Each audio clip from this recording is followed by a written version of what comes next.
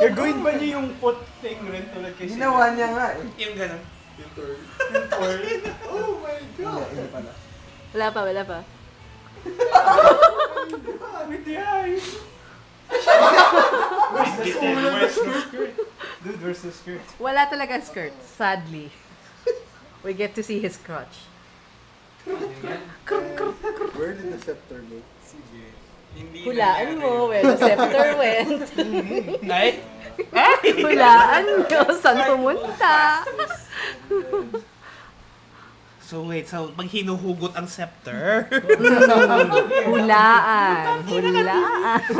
On one hand, either hindi siya body or hindi naman siya nangangalawa. Yan, tama.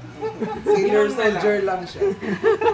Make the pain go. At ayan, nakikita ko Sailor Moon transformations in live action. Ako rin, nakita ko nung nakaling sa YouTube, ba't parang related video sa Sailor Moon Master? We're not going to click on that. No.